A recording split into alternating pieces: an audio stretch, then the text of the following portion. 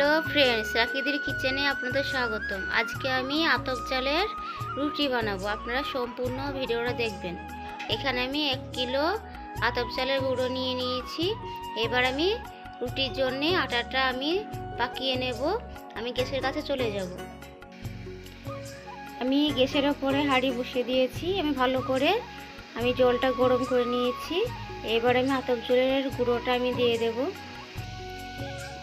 এবার আমি আতপ চালের গুঁড়োগুলো সব আমি দিয়ে দিলাম। ভালো করে নেড়ে নেব। এবার আমি ঢেলে নেব। এবার হাত দিয়ে খুব ভালো করে আমি আটাটা গোল করে নেব, সেনে নেব ভালো করে। খুব ভালো করে আমি সেনে নিয়েছি। এবার একে একে আমি সব ভেটাগুলো করে নেব। এভাবে সবগুলো আমি কেটে নেব।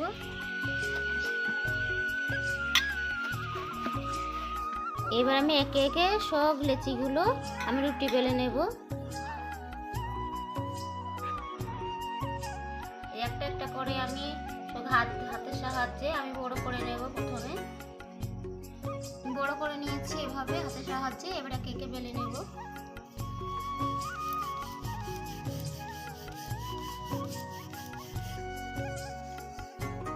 এভাবে সবগুলো আমি বেলে নেব একে একে। সবগুলো হাতের সাহায্যে এভাবে বড় করে আমি সবগুলো বেলে নেব।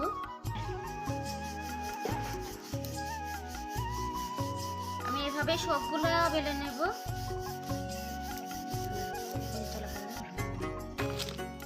আমি একে একে এভাবে আমি সব রুটিগুলো বেলে নেব।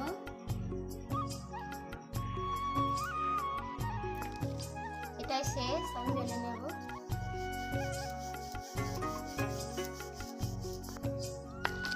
সবগুলো এভাবে গোল করে বানিয়ে নিয়েছি। এবার আমি চুলোর কাছে চলে যাব, সেঁকবো। আপনারা দেখুন সম্পূর্ণ ভিডিওটা। কড়াইটা খুব ভালো করে আমি গরম করে নিয়েছি। এবার আমি রুটিগুলো দিয়ে দেব। একে একে আমি সবগুলো ভেজে নেব। এবার আমি উল্টিয়ে নেব। এভাবে করবেন, বেশি রুটিটা পোড়াবেন না, পোড়ালে পরে রুটিটা ভালো হবে না।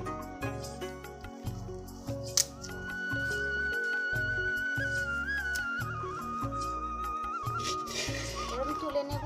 দেখুন কত সুন্দর ফুলেছে, এতটুকু পুড়ে যায়নি। আমি এভাবেই সবগুলো রুটি আমি ভেজে নেব।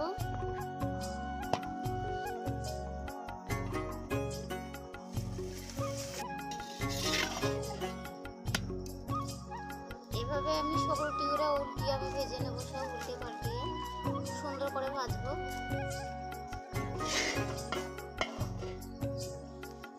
কত সুন্দর ফুলছে। আমি সবগুলো রুটি আমি ভেজে নিয়ে চলে এসেছি। দেখছেন এতটুকু রুটি পুড়ে যায়নি, কোনো রুটি পুড়েনি। কত সুন্দর পাতলা করে করেছি আমি, তা সুন্দর ফুলেছে। কত সুন্দর নরম হয়েছে রুটিগুলো। এভাবে আপনারা বাড়িতে তো রেসিপিটা তৈরি করে খেয়ে দেখবেন, অনেক ভালো লাগবে। আমার ভিডিওটা দেখার জন্য অনেক ধন্যবাদ। যদি ইউটিউব থেকে দেখে থাকেন তাহলে আমার চ্যানেলটা সাবস্ক্রাইব, লাইক, শেয়ার, কমেন্ট করবেন। আর যদি ফেসবুক থেকে দেখে থাকেন তাহলে আমার পেজটা ফলো করবেন। ধন্যবাদ।